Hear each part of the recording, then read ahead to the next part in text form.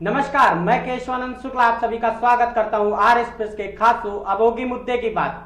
आज का जो मुद्दा है वो हर एक घर से है, जो कि लगातार गर्मी में जो बिजली व्यवस्था से चरमराई बिजली व्यवस्था होती है, इस मुद्दे को लेकर के हम बात करेंगे। क्योंकि लगातार कोरोना जिस प्रकार हाहाकार मचाया, उसी प्रकार जो बिजली व्यवस्था है वो भी चरमराई है। इससे निजात कब मिलेगा, इन्हीं सब बिंदुओं को लेकर के आज हम बातचीत करेंगे। हमारे पैनल में हमारे साथ मौजूद है विवेक शुक्ला है जो जिला महामंत्री है बीजेपी से, और एक ब्रिजेश सबिस्ता जी भी हैं जो समाज सेविका हैं, जो लगातार कोरोना काल में कई अनेकों काम इन्होंने किए हैं समाज सेविका के तौर पे, और लगातार बिजली विभाग को लेकर के इन्होंने मोर्चा भी खोल रखा है। सबसे पहले चलते विवेक के पास। विवेक जी, लगातार कोई भी सरकार हो, चाहे समाजवादी पार्टी की रही हो या फिर बीजेपी की सरकार रही हो, लगातार कई वादे करती है बिजली व्यवस्थाओं को लेकर के। शहरी क्षेत्र में जो है 24 घंटे बिजली देने की बात कहती है, और ग्रामीणों क्षेत्र में 18 घंटे बिजली देने की बात कहती है। लेकिन सरकार जब भी आती है और बिजली व्यवस्था दड़ाम हो जाती है, क्या कहेंगे इस पर?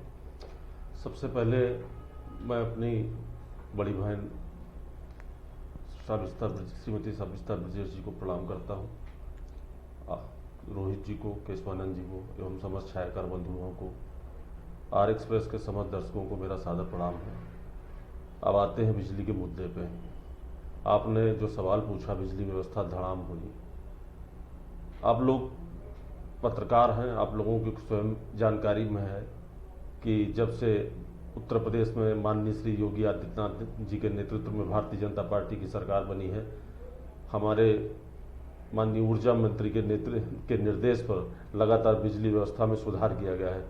24 घंटा शहरी क्षेत्रों को बिजली की आपूर्ति दी जा रही है, 20 घंटा तहसील स्तर पर और 18 घंटा ग्रामीण स्तर पर। हम लोगों ने, आपने जहाँ तक रही लाइन हानियों का मुद्दा, 24 घंटे के अंदर 24 से 48 घंटे के अंदर ट्रांसफार्मर ग्रामीण क्षेत्रों में बदलना सुनिश्चित किया है कि 48 घंटे के अंदर ट्रांसफार्मर बदल जाए। लाइन हानियों को रोकने के लिए सरकार ने लगातार तारों को बदलने का काम किया है। बिजली व्यवस्था को सुदृढ़ करने के लिए हरदुआगंज, अनपरा, परीक्षा, इन सभी यूनिटों में 1-1 यूनिट, 2-2 यूनिट बढ़ाने का काम किया है। प्रदेश को आत्मनिर्भर बिजली की दिशा में बनाने के लिए तमाम सारे कार्य भारतीय जनता पार्टी की सरकार ने किए हैं।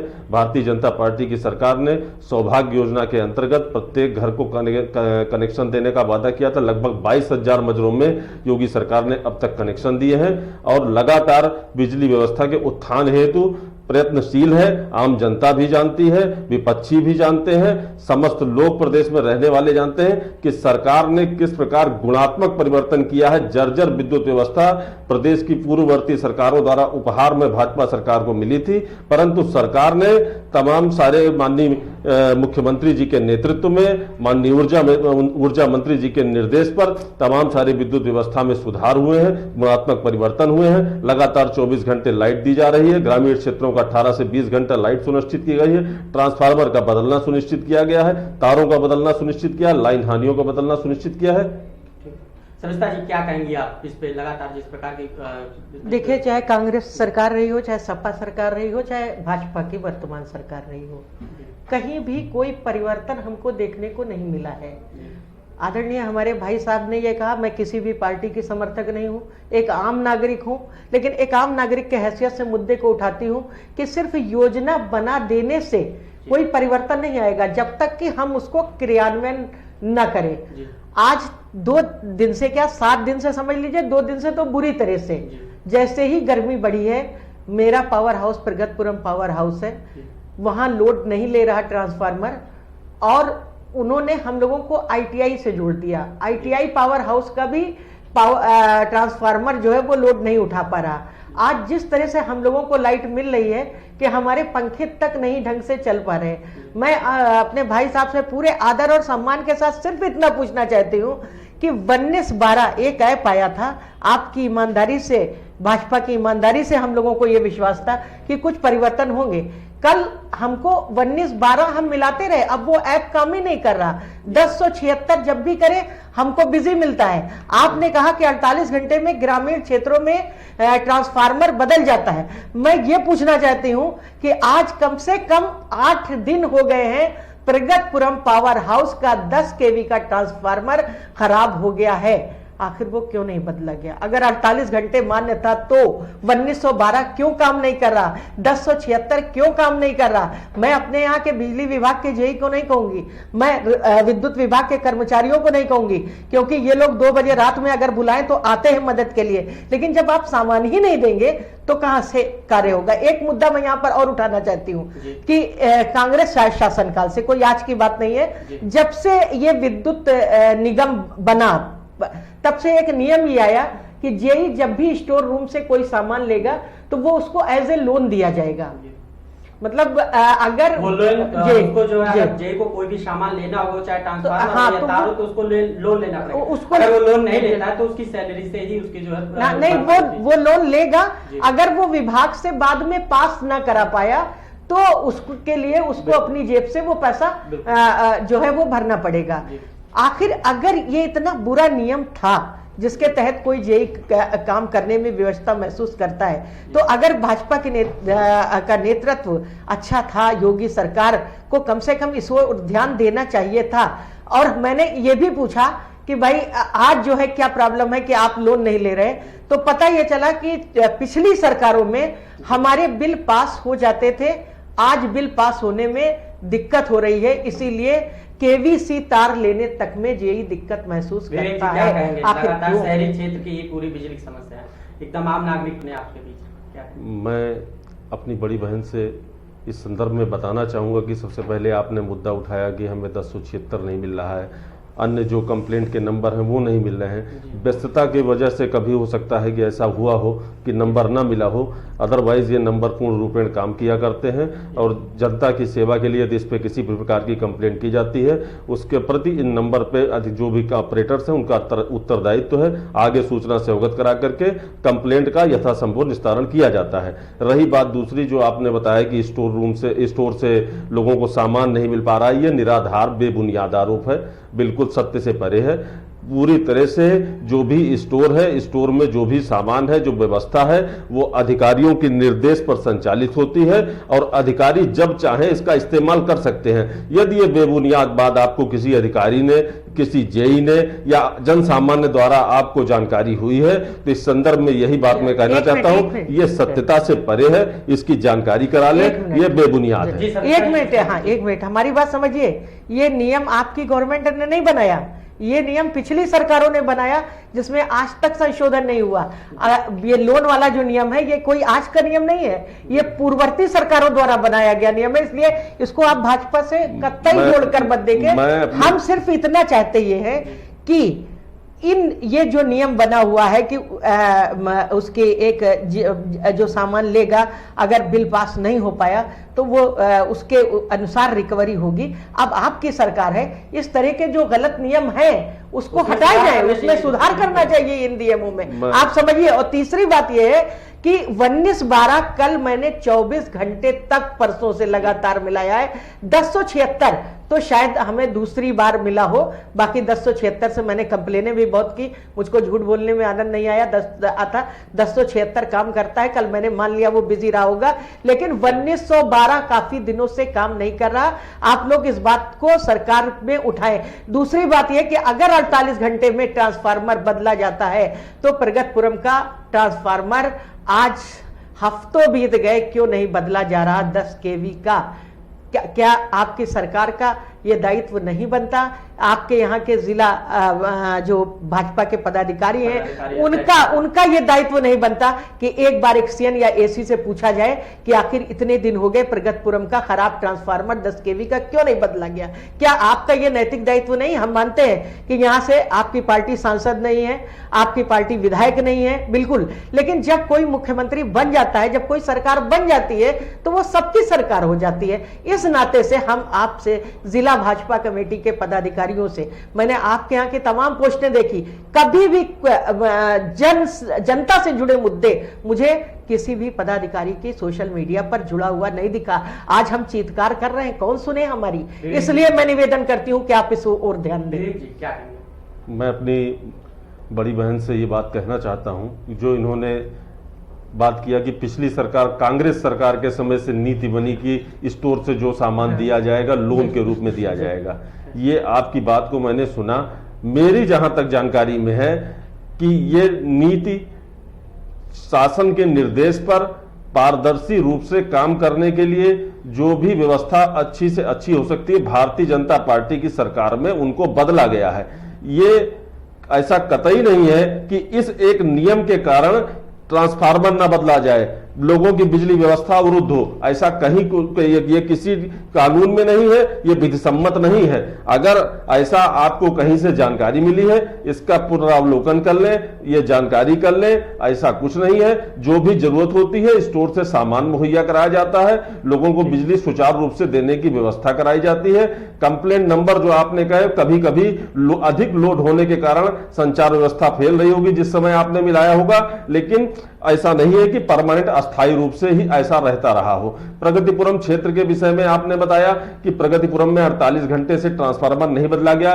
कभी कभी ये होता है, अभी कभी ये होता है, मुझे पहली चीज तो मुझे इस बात की कोई जानकारी नहीं है कि प्रगतिपुरम में ट्रांसफार्मर खराब है और वो बदला नहीं गया। यदि आपने इस बिंदु को उठाया है तो मैं इस संदर्भ में केवल इतना कहना चाहता हूं कि कभी कभी बड़े ट्रांसफार्मर होते हैं जो कि स्टोर में जिनकी अनुपलब्धता रहती है, उनको बाहर से मंगाना पड़ता है। लॉकडाउन का पीरियड चल रहा है, तमाम सारे काम सरकारी, गैर सरकारी, प्राइवेट, अस्थायी रूप से, चाहे वो मेंटेनेंस के काम रहे हो, चाहे वो मैन्युफैक्चरिंग के काम रहे हो, वो अवरुद्ध थे। उनके अवरुद्ध होने की वजह से, मैन पावर की कमी की वजह से, सामान की अनुपलब्धता की वजह से यदि कहीं ऐसा हुआ है तो मैं जिला कमेटी का पदाधिकारी होने की हैसियत से यह आपको आश्वासन देता हूं। मैं अपने जिला अध्यक्ष के अपने नेतृत्व के संज्ञान में यह बात डाल करके अविलंब उस ट्रांसफार्मर को बनवाने की व्यवस्था करवाऊंगा। जिस प्रकार आपने जमीनी मुद्दा जाना कि क्या दिक्कतें आ रही शहरी क्षेत्र में बिजली को लेकर के, कब तक निदान मिलेगा, क्योंकि आप एक और हमको यहाँ विवेक जी मिल गए और हमको लग भी रहा है कि ये हमारी समस्याएं भारतीय जनता पार्टी और सरकार के समक्ष रखेंगे। केवीसी तार, ठीक है, मैं बहुत दूर की बात नहीं करती, मैं सिर्फ बात करती हूँ हंसी खुशी उत्सव लान NH के किनारे है, यहाँ से लेकर और चुनमुन मंदिर तक कम से कम जो है 8 जगह जोड़ है। ये आदरणीय आप खुद भी आकर देख सकते हैं तो यही कहा जा रहा है कि तार नहीं मिल रहा।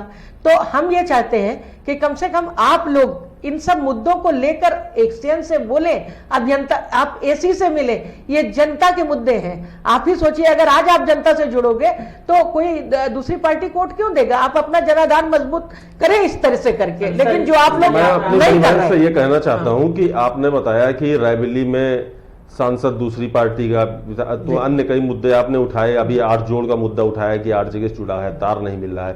पहली चीज तो मैं स्पष्ट कर देना चाहता हूं कि भारतीय जनता पार्टी की सरकार उत्तर प्रदेश में है, देश में है। हमारे लिए कोई जिला ऐसा नहीं है कि वहां हमारा चाहे प्रतिनिधि हो या ना हो, जनता को समान रूप से हमारा नेतृत्व देखता है। माननीय योगी आदित्यनाथ जी के नेतृत्व में कोई भी भेदभाव किसी भी जिले और जनपद के साथ नहीं किया जा रहा है। अगर लोकल लेवल पे कहीं कोई समस्या है, जो कभी छोटी छोटी समस्याएं आपने अवगत कराया, हमारी जानकारी में नहीं है, यदि कहीं आप बता रही हैं ऐसा हुआ है गलती से, वैसे मुझे नहीं लगता कि ऐसा हुआ होगा, क्योंकि मेरे जानकारी में जब तक कोई उसको प्रत्यक्ष रूप से मैं न देख लूं, मैं मानने के लिए तैयार नहीं हूं। क्योंकि विद्युत कर्मी भी पूरे लॉकडाउन के दौरान मैं स्वयं और मेरे जिला अध्यक्ष जी स्वयं कोरोना जैसी वैश्विक महामारी में जिला अध्यक्ष जी मेरे वैश्विक, अब आपको जानकारी मिली है जनता के मुद्दा क्या है, दिक्कतें क्या है बिजली को लेकर के, इसके लिए क्या करेगा आपकी कमेटी और सरकार, किस प्रकार अधिकारियों से मुलाकात करके इसका निदान कब तक दिलाएंगे?